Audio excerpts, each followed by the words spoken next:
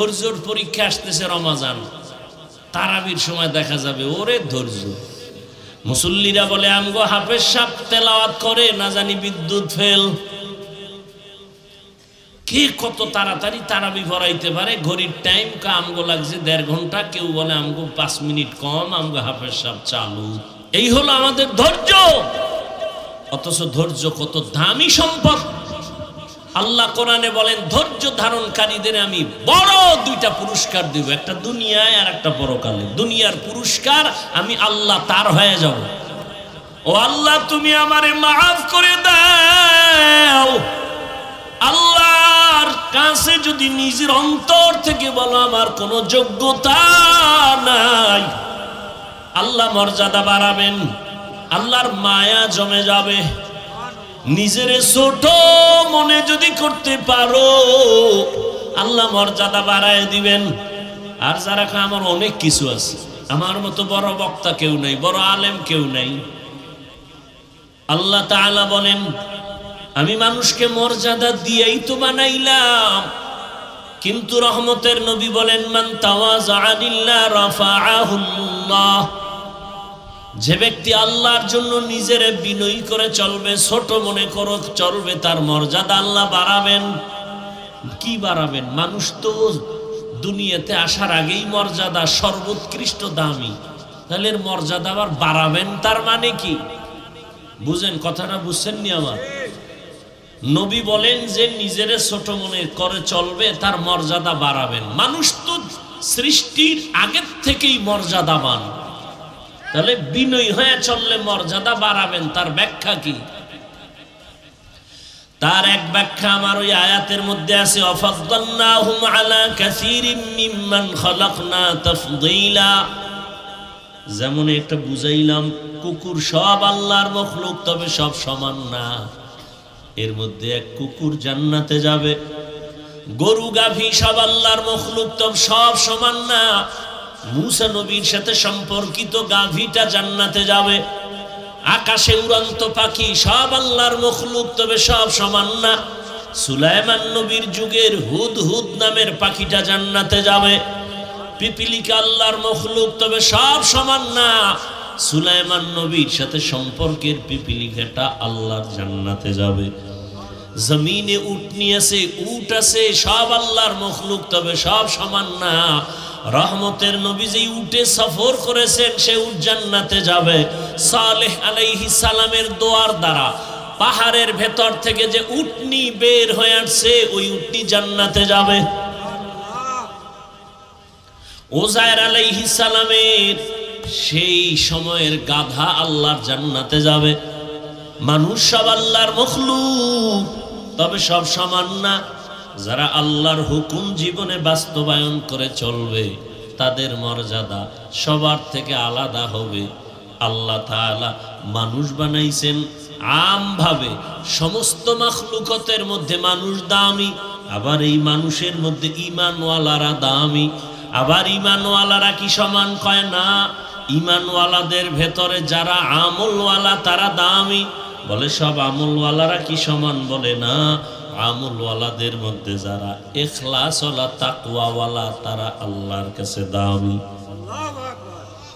আল্লাহর আদালতে তাদের মর্যাদা অনেক বেশি। এজন্যই তো ইমাম গাযালী রাহমাতুল্লাহি আলাইহি বলেন আন্নাস কুল্লুহুম হালকা ইল্লাল আলিমুন ওয়াল আলিমুনা কুল্লুহুম হালকা ইল্লাল আমিলুন ওয়াল আমিলুনা কুল্লুহুম হালকা ইল্লাল মুখলিসুন। সব মানুষের মধ্যে জাহান্নামী সব, আলেম জান্নাতে যাবে। বলে না না, সব আলেম না, এরা দামি যারা আমলওয়ালা। বলে সব আমলওয়ালারা দামি না। আবার এদের মধ্যে যারা আমলের তাকওয়ার মেডিসিন লাগায় চলে এরা আল্লাহর কাছে দামি। ইন্না আকরামাকুম ইনদাল্লাহি আতকাকুম। হর কে দারাত খৌফে হকদার দিল মদহম জন্নতুল মাওয়া দেহদ ও রামকাম। তাহলে মর্যাদা বাড়ানোর কয়েকটা লাইন বুঝলাম, তো আর একটা লাইন বুঝেন। এখন কারে কয়জনে ভালোবাসে এইটা এখন গজবের মোবাইল দিয়ে বের করা যায় না। একজনে দেখে আমার ফলোয়ার কত, বের করে নিছে আমার 500 লোক আমার ফলোয়ার, আমার 300 লোক ফলোয়ার। না বান্দা, তুমি যদি তাকওয়ার উপরে চলো, নিজেরে ছোট মনে করে চলো, আল্লাহ তোমার মর্যাদা কেমনে বাড়াবেন। এখন তোমারে 100 লোক মোহাব্বত করে আল্লাহ খুশি হয়ে আরো তোমার এমন মর্যাদা দিবেন যে তোমাকে 1 লক্ষ লোক মোহাব্বত করবে। আবার তুমি বিনয় হও, আরো আল্লাহ সম্মান বাড়াবে, কোটি মানুষ তোমাকে মোহাব্বত করবে। এক পর্যায়ে তোমাকে সব মুমিনেরা মোহাব্বত করবে। আরো বিনয়ী হও, তখন মর্যাদা আরো বাড়বে। বলে কেমন? এখন শুধু তোমারে মুমিন মোহাব্বত করে, তখন বেঈমানেরাও মোহাব্বত করবে। আরো বিনয়ী হও, আরো মর্যাদা বাড়বে। বলে কেমন? এখন তোমাকে মুমিন আর বেঈমান শুধু মোহাব্বত করে, এতটুকু না, জঙ্গলের প্রাণীও তোমাকে মোহাব্বত করবে। জঙ্গলের প্রাণী মোহাব্বত করবে। গরু তোমার কথা শুনবে, বাঘ তোমার কথা শুনবে, পানি তোমার কথা শুনবে। যেমন তার দৃষ্টান্ত ইব্রাহিম ইবনে আদহাম রাহমাতুল্লাহ আলাইহির ঘটনা। দুনিয়ার বাদশাহী সারিয়া আল্লাহর তালাশে বের হয়ে গেলেন।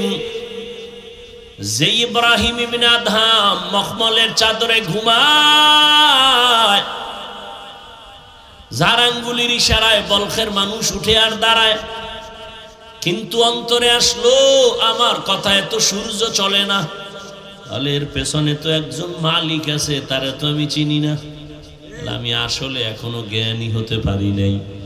এই মালিকের তালাশে রাজকীয় পোশাক ফালাইয়া সালার চট গায়ে দিয়া সাগরের পারে পারে দৌড়ায় আর আল্লাহরে তালাশ করে। ইয়া এলাহি মুঝসে মুঝকো দূর কর, তাকে দেখো মুঝ মে তুঝকো এক নজর। ইয়া ইলাহি তু মেরা মাবুদ হ্যায়, ইয়া ইলাহি তু মেরা মাশুক হ্যায়। সাগরের পারে বয়া বয়া আল্লাহর মোহাব্বতে গান গায়। হঠাৎ সরকারি বাহিনী তারা গেছে একটু ঘুরতে, গিয়া দেখি বলখের নামি দামি বাদশাহ সালার চট সেরাফারা জামা গায়ে দিয়া বসা। এই ইব্রাহিম, কি পাইলা? বলখের বাদশাহী ছেড়ে কি পেয়েছ? অনেক কিছু পেয়েছি। বালুর মধ্যে বয়ে রইছো, কি পাইছো? করে এতদিন আমার বাদশাহী চলতো জমিনে, এখন আমার বাদশাহী চলে সমুদ্রের ভেতরে। লোহার একটা সুই হাতের মধ্যে, কয় দেখবি নি? কয় হ্যাঁ। কয় দেখ। সুইটারে সমুদ্রের মধ্যে ফালায় দিছে। ফালায় দেওয়ার কিছুক্ষণ পর ডাক দিয়া কয়, সমুদ্রের মাছ আমার সুইটা আমার হাতে ফিরাইয়া দে। হাজার হাজার সুই নিয়া হাজারো মাছ সামনে আসছে। এইবার দেখে সব আশ্চর্য হয়ে গেল। সবগুলোর সুইগুলো স্বর্ণমুখী। ইব্রাহিম বলে, এটা আমার না, আমার লোহার সুই দে, তোদেরটা নিয়ে ভাগ। সর্বশেষ একটা ছোট্ট মাছ আইসা সেই লোহার সুইটা নিয়ে সামনে হাজির হয়ে গেল। বাদশাহ ইব্রাহিম ডাক দিয়া কয়, দেখা কো বাদো আবওয়াতিশ বান্দা আন, বামানো তু মুর্দা বাহাক জিন্দা আন। মান কানা লিল্লাহ কানা আল্লাহু লাহ। যে আল্লাহর হয়ে যাবে, গোটা দুনিয়া তার গোলাম হয়ে যাবে। এই কথা অনেকেই বুঝে না, বিদায় ওলিয়া উলিয়াদের কারামতের বিরোধিতা করে। আমাকে একটা ছোট্ট কথার জবাব দেন, আপনাদের এলাকায় গরু দিয়ে হাল চাষ হয়নি? হাল চাষ যারা করে চাষি, এরা কি বড় শিক্ষিত, বড় বুজুর্গ? এই একজন সাধারণ মানুষ, থার্ড ক্লাসের মানুষ, এ গরুরে চাষাবাদ করতে গিয়া গরুর সাথে কথা বলে, গরু বুঝেনি। কথা কন না কেন? একজন সাধারণ মানুষ বলে, এই গরু দাঁড়া, দাঁড়ায় যায়। এ গরু ডাইনে যা, ডানে যায়। গরু বামে যায়, হাজার হাঁস পানির মধ্যে। মালিক সন্ধ্যাবেলা যখন তার আওয়াজ দিয়া হাঁসগুলোরে ডাক দিছে, আওয়াজ দিয়া সব মালিকের সামনে হাজির। একটা চাষি বেনামাজি সাধারণ মানুষের কথা যদি গরু শুনে, আমার আল্লাহর প্রিয় বান্দার কথা কেন ভিন্ন মাখলুক শুনবে না? আউলিয়ারা কারে উকবা ইখতিয়ার, জাহেলারা কারে দুনিয়া ইখতিয়ার। ওয়াল্লাযীনা জাহাদু ফীনা লানাহদিয়ান্নাহুম সুবুলানা, যারা চেষ্টা করবে চূড়ান্তভাবে আল্লাহ পাওয়ার জন্য, আল্লাহ পাওয়ার জন্য চেষ্টা করার মাকসাদ হলো আল্লাহর পরিচয় লাভের জন্য যারা চেষ্টা করবে, আল্লাহ বলেন আমি তাদের সামনে অনেকগুলো রাস্তা খুলে দিব। সাবিল এক বচন, তার বহু বচন সুবুল। সাবিল এক রাস্তা, সুবুল মানে অনেকগুলো রাস্তা। বলে কয়শো? কয় হিসাব নাই। ভালো করে বুঝেন। রহমতের নবী একদিন সাহাবাদেরকে ডাকলেন আর বললেন, জমিনের মধ্যে সোজা একটা দাগ টানলেন, রেখা টানলেন, তাই না? এই দাগ সোজা রেখার ডানে বামে আঁকা বাঁকা আরো অনেকগুলো দাগ টানলেন আর বললেন, হাযা সিরাতি মুস্তাকিমা, এই যে পথটা দেখো এটাই হলো জান্নাতে যাওয়ার সহজ সরল সঠিক পথ। নাম হলো সিরাতাল মুস্তাকিম। ডানে বামে আঁকা বাঁকা অনেক পথ, জান্নাতের পথ কি এগুলো না সোজা? কয়টা বলেন? নাম কি? নাম কি? রহমতের নবী বলেন জান্নাতে পৌঁছার সোজা পথ একটা সিরাতাল মুস্তাকিম। এই রাস্তা দিয়া চলো, আল্লাহকেও পাইবা, জান্নাতও পাইবা, এক পথ। আর আনকাবুতের শেষে আল্লাহ কয় আমাকে পাওয়ার রাস্তা অনেক। লাগজেনি পেস পেস ছুড়াইবে কে? ওসি, ডিসি, ডাক্তার, ইন্টারনেট। হ্যাঁ, সমাধান দিয়েছেন উলামায়ে কেরাম। রহমতের নবী বললেন জান্নাতে পৌঁছার একটাই পথ, সোজা, কোনো আঁকা বাঁকা না, নাম হলো সিরাতাল মুস্তাকিম। আল্লাহ বলেন আমাকে পাওয়ার অনেকগুলো পথ। এর জবাব কি? বলে সোজা পথ একটাই, এতে কোনো সন্দেহ নাই। যেমন উদাহরণ দিয়া বলে, খুলনা থেকে ঢাকা যাবেন, বিশ্ব রোড কয়টা? ঢাকা থেকে আপনি চট্টগ্রাম যাবেন, বিশ্ব রোড একটা। বান্দা তুমি আমলের লাইনে মেহনত করে জান্নাতে যাবা, বিশ্ব রোড একটা, সিরাতাল মুস্তাকিম। তবে খুলনা টু ঢাকার এই বিশ্ব রোডের বাঁকারও আছে না নাই? শাখা রোড। শাখা রোড থাকা এটা কঠিন না সহজ? বলেন না কেন? সহজ। জান্নাতে পৌঁছার সোজা পথ সিরাতাল মুস্তাকিম, এটা বিশ্ব রোড। আর এই রোডে ঢোকার জন্য শাখা রোড আছে আরো অনেকগুলো, কোনো অন্ত নেই। তাবলিগওয়ালাদের মধ্য দিয়া যদি দৌড় দাও, একটা দৌড় দিয়া সামনে গিয়া দেখবি বিশ্ব রোডের সাথে লাইন লাগানো সিরাতাল মুস্তাকিম। খাঁটি আল্লাহওয়ালাদের নেক নজর নিয়া, সুন্নতের সার্টিফিকেট নিয়ে দৌড় দাও, তাদের আর এক রাস্তা শাখা রোড, ওখান দিয়েও যদি দৌড় দাও সামনে গিয়া দেখবা সিরাতাল মুস্তাকিম বিশ্ব রোডের সাথে লাইন লাগানো। ইমামে আজম আবু হানিফা রাহমাতুল্লাহ আলাইহির মাযহাব অনুযায়ী যদি দৌড়াইতে থাকো, সিরাতাল মুস্তাকিমে গিয়েই তো ঢোকবা, ভিন্ন কোনো রোডে যাইবা না। ইমাম শাফিঈ রাহমাতুল্লাহ আলাইহির মাযহাব মেনে যদি দৌড়াতে থাকো, দৌড়ায় দেখবা সামনে গিয়ে সিরাতাল মুস্তাকিমের সাথে লাইন লাগানো। ইমাম আহমদ বিন হাম্বলের কথা মেনে যদি মাযহাব মেনে তুমি ওই পথে দৌড়াও, সামনে গিয়ে দেখবা সিরাতাল মুস্তাকিমের সাথে সংযোগ লাগানো। ইমাম মালিক রহমাতুল্লাহ আলাইহির মাযহাব মেনে তুমি যদি দৌড়াতে থাকো সামনে গিয়া দেখবা সিরাতাল মুস্তাকিমের সাথে লাইন লাগানো। কারণ সব মাযহাবের ইমাম এরা সব ওলিয়ে কামেল, এরা সবাই আহলে সুন্নাত ওয়াল জামাতের আকীদার বড় বড় শায়েখ মাশায়েখ, এদেরকে ভুল বলার কোনো সুযোগ নাই। অতএব বিশ্বরোড জান্নাতে পৌঁছার একটা সিরাতাল মুস্তাকিম। আর আল্লাহ যে বললেন লানাহদিয়ান্নাহুম সুবুলানা, এগুলো হলো সিরাতাল মুস্তাকিমে ঢোকার জন্য শাখা অনেক পথ। এই পথে তুমি ঢুকবা কেমনে? বলে ঢুকার সমষ্টিগত নাম হলো চেষ্টা। কি করতে হবে? চেষ্টা করা বান্দা তোমার কাজ। আস-সা'য়ু মিন্নি ওয়াল ইতমামু মিনাল্লাহ। তবে চেষ্টাটা তুমি আউলা জাউলা করলে হবে না, লাইন মতো করতে হবে। কি মতো করতে হবে? লাইন মতো কেমনে? বলে তিনটা গুণ নিয়ে যদি দৌড়াও তাহলে আজ না কাল তুমি সিরাতাল মুস্তাকিমে ঢুকবা। আর এটাও সত্য, সিরাতাল মুস্তাকিমের পরিণাম বিনা হিসাবে জান্নাত। কয় গুণ নিয়ে দৌড়াতে হবে? তিনটা গুণ ছাড়া দৌড়াবা। বাজারের মধ্যে কুত্তা দৌড়ায় সারাদিন, সকাল থেকে দৌড়ানো স্টার্ট করেছে, রাত্র 12টা পর্যন্ত দৌড়ায়। এই দৌড়ানোর পরে দেখি বাজারের কুত্তা বাজারে হইয়া রয়েছে। ও যদি সোজাভাবে দৌড়াইতো ওই গোপালগঞ্জ গিয়া আবার টঙ্গিপাড়া আসতে পারতো। বাঁকা হইয়া দৌড়ানোর কারণে কুকুর জাগারটা সারাদিন দৌড়াইয়াও জাগায়। বান্দা তুমি যদি সোজাভাবে দৌড়াও,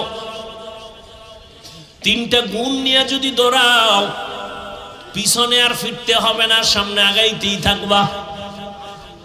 আর যদি তুমি মন মতো দৌড়াও, সারাদিন রাস্তা ছাড়া যদি কেউ পারি বতে যায়, আঙ্গো গ্রামের ভাষায় মুরব্বীরা কয় আরে ভূতে পায়। হাঁটে হাঁটতে হাঁটতে হারাটা রাইট হাইটা সকালবেলা দেখে জায়গায় হারাই গেছে।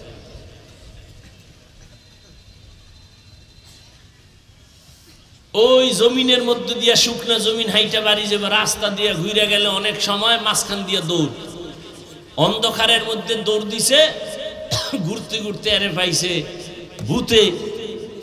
ভাইয়া সারা রাত ঘুরে টুইরা সকালবেলা দেখে জায়গায় হারাই গেছে, ডান বাম আর খুঁজে পায় না। তো তিনটা গুণ নিয়ে যদি বান্দা চলো তাহলে তুমি সামনেই আগাবা, পেছনে তাকাতে হবে না। প্রথম গুণের নাম আদব।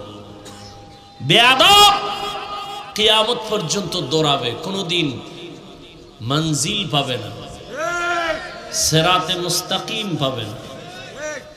এক নাম্বার গুণের নাম আদব। মানে কি? বড় হুজুরের সামনে নামাজের সুরাতে বসা। লিকুল্লি শাইইন জিনাতুন ফিল ওয়ারা ওয়াজিনাতুল। এই সমস্যাটা কি হলো? কি সমস্যা? এই কাশিটা বাড়লো কেন? আকামটা ঘটাইলো কে? কোথায় বলে?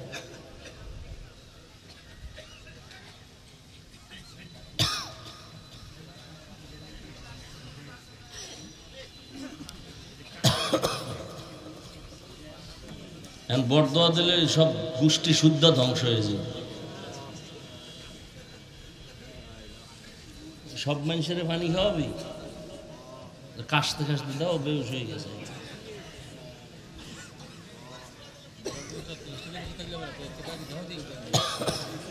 কি একটা ফাইজলামি শুরু করছে। আল্লাহ হেদায়েত দান করেন।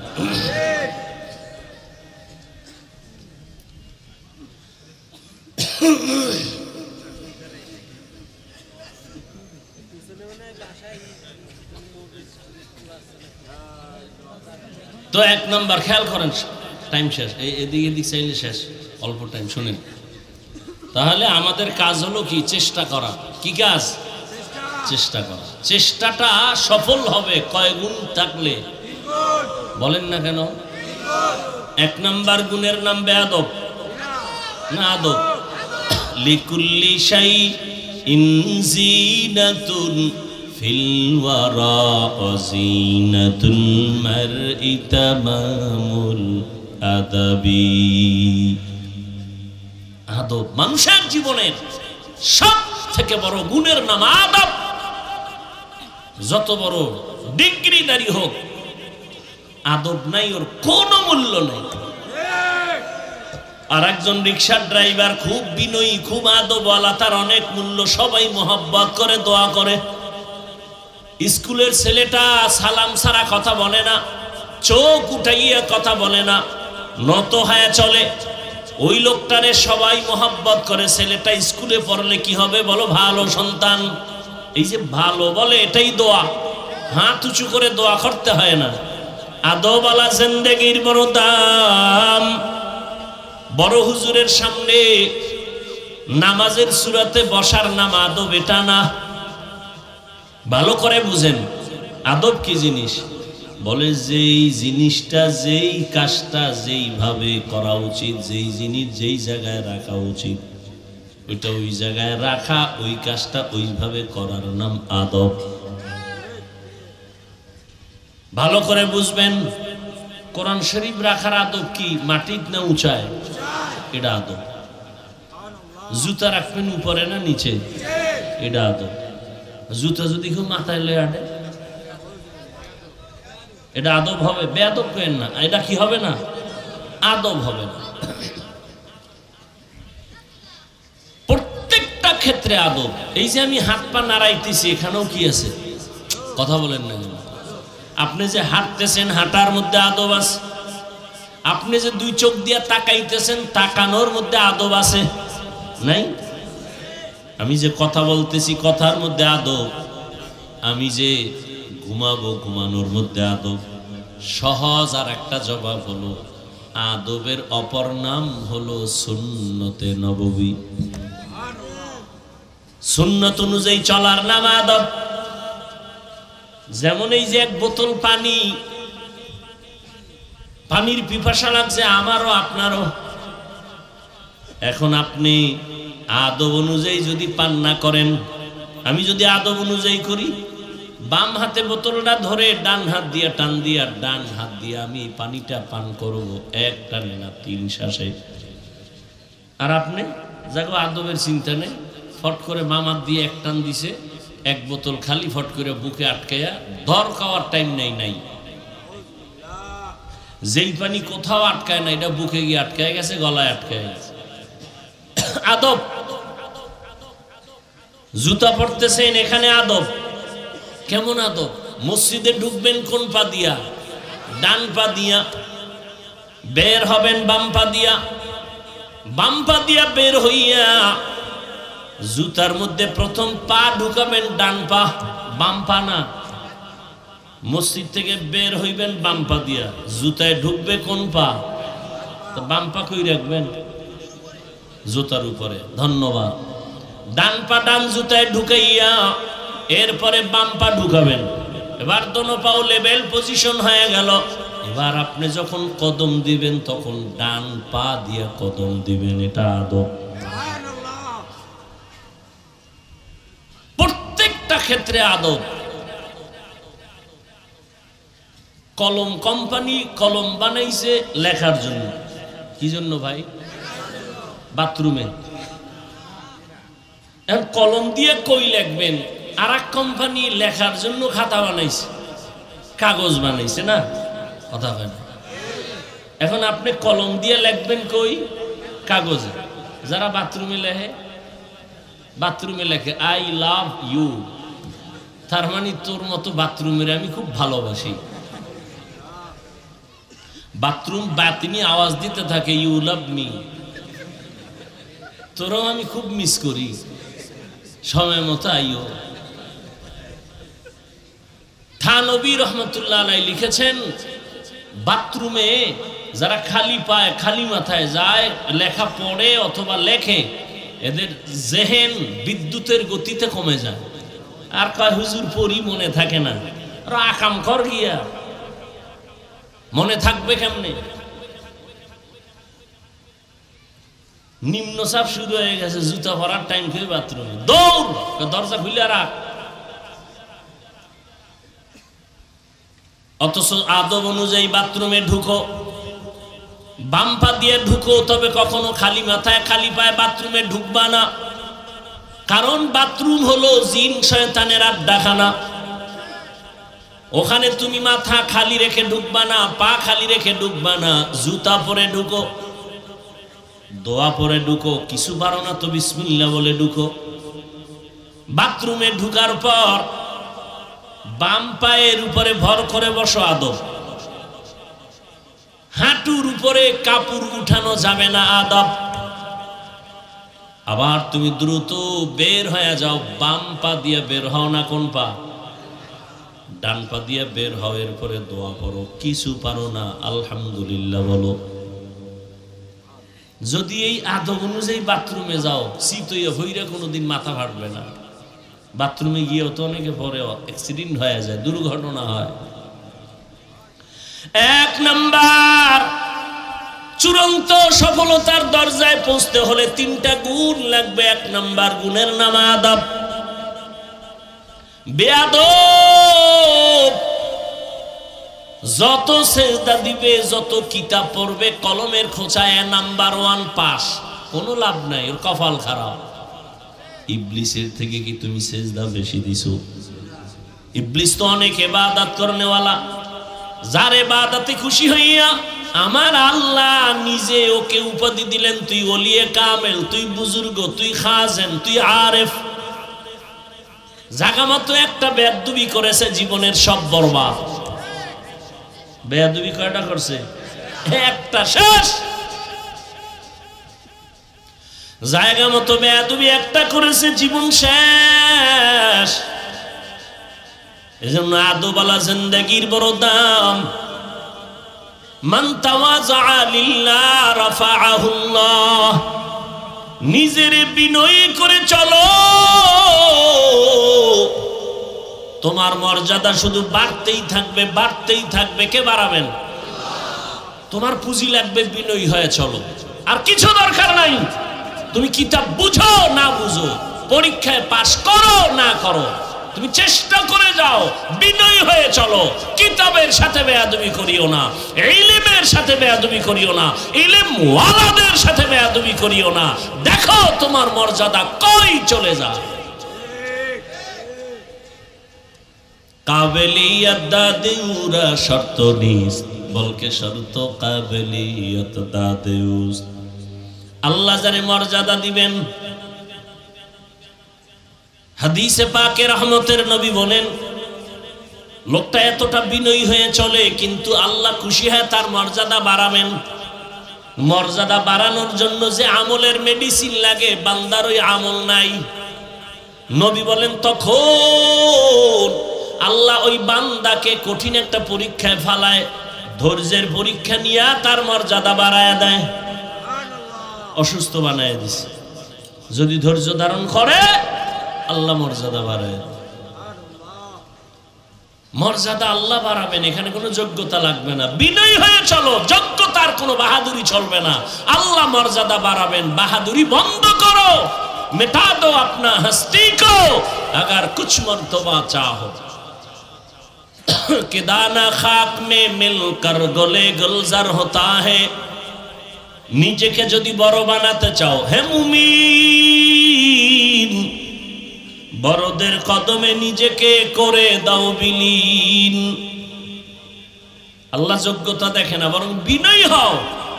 আমি কিছু জানি না, কিছু জানি না, কিছু জানি না।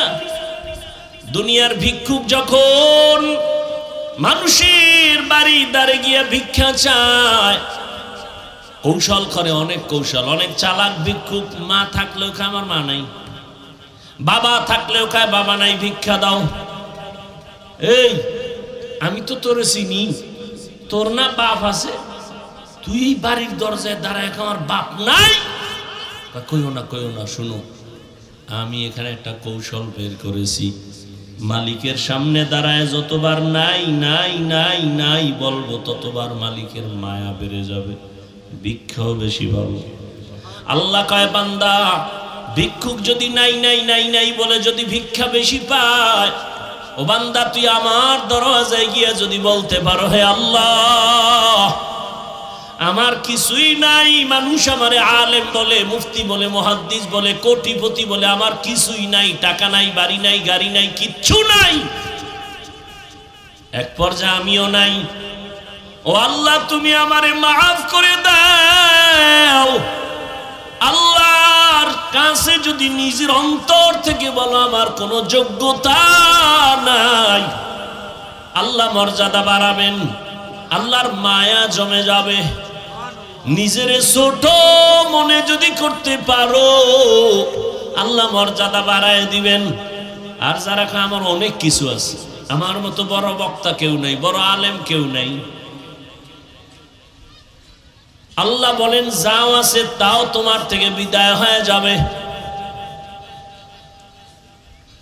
এই জন্য রহমতের নবী সব সময় দোয়া করতেন, আল্লাহুম্মা জাআলনি ফি আইনি সাগীরা ওয়া ফি আ'য়ুনিন নাসি কাবীরা। আদোবালা জিন্দেগির বড় দাম। পৃথিবীর এক বাদশার নাম, বড় বুজুর্গ, রাষ্ট্র চালায় আবার বুজুর্গ, সুলতান মাহমুদ গজনবী রহমাতুল্লাহ আলাইহি। তার ইন্তেকাল হয়ে গেল।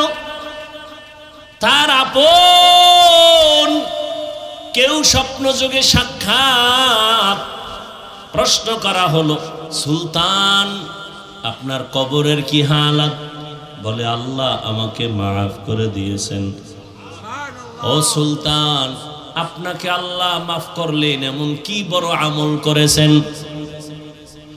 সুলতান মাহমুদ গজনবী বলেন আমার বড় কোনো আমল নাই, একটা আদবের কারণে আল্লাহ আমাকে মাফ করে দিয়েছেন। কিসের কারণে? কি আদব কয়? আমি একদিন সফর করতেছিলাম, চলতি পথে যাত্রা বিরতি করলাম, রাত্রি যাপনের জন্য এক গরিবালায় ঢুকলাম। আমার এই জীর্ণ শীর্ণ ঘরের এক পাশে আমাকে থাকার জন্য একটু জায়গা দিল। আমার যেই জায়গায় দিছে ঘুমানোর জন্য, আমি ওখানে শুইয়া হঠাৎ করে নজর করে দেখি আমার পায়ের কিনারায় একটা উঁচু জায়গায় এক জিলদ কোরআন শরীফ রাখা। আমি শুয়ে শুয়ে চিন্তা করলাম, আমি এখানে আরামে ঘুমাবো, কোরআন শরীফ এখানে থাকবে, এটা কেমন হয়? আমি মনস্থ করলাম না, কোরআন শরীফটা অন্য রুমে আমি রেখে আসি। এই ভাইবা আমি উঠলাম, কোরআন হাতে নিয়ে যখন আমি 1 2 3 4 কদম দিয়া অন্য রুমে গিয়ে রাখবো, হঠাৎ করে আমার অন্তরে আবার বাড়ি মারলো। আরে কোরআন শরীফ দূরে সরাইয়া আমি কি করি, আমার আরামের ব্যবস্থা করতেছি। আসলে তো আল্লাহর কোরআন বড় দামি। আমি তো ময়লার মধ্যে ঘুমাইলে, বালুর মধ্যে ঘুমালেও তো হবে, আল্লাহর কোরআন কেন আমি ভিন্ন জায়গায় ময়লা জায়গায় রাখবো আর আমি আরামে ঘুমাবো না? আমি কোরআন শরীফ সুন্দর জায়গায় রেখে প্রয়োজনে আমি ময়লা জায়গায় ঘুমাবো। আমি উল্টা ব্যাক করে আইসা আবার ওই কোরআন ওই জায়গায় সুন্দরভাবে মুইসা রাখলাম। এই যে কোরআনের উপরে মুহাব্বতের আদব দেখাইলাম, আমার আল্লাহ এর বরকতে আমাকে মাফ করে দিয়েছে। আদবওয়ালা জিন্দেগির বড় দাম। অহংকারী মানুষগুলোর এই জমিনে কোনো দাম নাই, বড় আদবওয়ালাদের মূল্য অনেক বেশি। এজন্য 1 নাম্বার, সিরাতাল মুস্তাকিমের পথে যদি আগাতে চাও, 1 নাম্বার গুণ আদব। বেয়াদব কোনোদিন এই জায়গায় পৌঁছতে পারবে না। 2 নাম্বার গুণ হলো ধৈর্য। কি? ধৈর্য না থাকলে কেউ আগাতে পারবে না। এই যে আপনারা বসছেন, ধৈর্য না হলে সম্ভব? নামাজে দাঁড়াইছে, ধৈর্যর পরীক্ষা আসতেছে, রমাজান তারাবির সময় দেখা যাবে ওরে ধৈর্য। মুসল্লিরা বলে আমগো হাফেজ সাহেব তেলাওয়াত করে, না জানি বিদ্যুৎ ফেল। কে কত তাড়াতাড়ি তারাবি ভরাইতে পারে? ঘড়ির টাইম আমগো লাগছে 1.5 ঘন্টা, কেউ বলে আমগো 5 মিনিট কম, আমগো হাফেজ সাহেব চালু। এই হলো আমাদের ধৈর্য। অথচ ধৈর্য কত দামি সম্পদ। আল্লাহ কোরআনে বলেন ধৈর্য ধারণকারীদের আমি বড় 2টা পুরস্কার দেব, একটা দুনিয়ায় আর একটা পরকালে। দুনিয়ার পুরস্কার আমি আল্লাহ তার হয়ে যাব, ইয়া আইয়ুহাল্লাযীনা আমানুস্তাঈনু বিস-সাবরি ওয়াস-সালাহ ইন্নাল্লাহা মা'আস-সাবিরিন। আমি আল্লাহ তার হয়ে যাব। আখিরাতের পুরস্কার ওই ধৈর্য ধারণকারীরা। আখিরাতের পুরস্কার হলো ইন্নামা ইউওয়াফাস-সাবিরুনা আজরাহুম বিগাইরি হিসাব।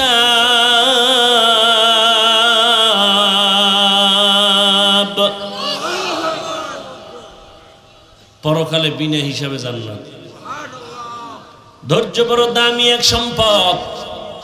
আল্লাহ বারবার ধৈর্যের বয়ান করেন। ইয়া আইয়ুহাল্লাযীনা আমানুসবিরু ওয়া রাবিতু ওয়াসাবিরু ওয়া রাবিতু ওয়াত্তাকুল্লাহ রব্বানা আফরিগ আলাইনা সাবরান ওয়া সাব্বিত আকদামানা ওয়ানসুরনা আলাল কওমিল কাফিরিন। ধৈর্য বড় দামি সম্পদ। ইসমাঈল নবীর ধৈর্য ছুরির নিচে গিয়া পরিচয় দেয়, ও বাবা তাড়াতাড়ি আমারে জবাই করেন, আমাকে ধৈর্য ধারণকারীদের মধ্যে আপনি পাবেন। সাতাজিদুনি ইনশাআল্লাহ ইনশাআল্লাহু মিনাস সাবিরিন।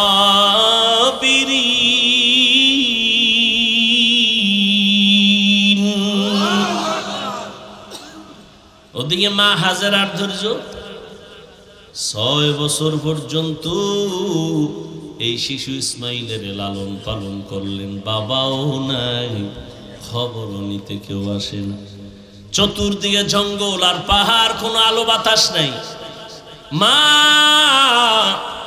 এই বাচ্চাটারে তিলে তিলে বড় বানাইছেন ধৈর্য ধারণ কইরা। কঠিন পরীক্ষা।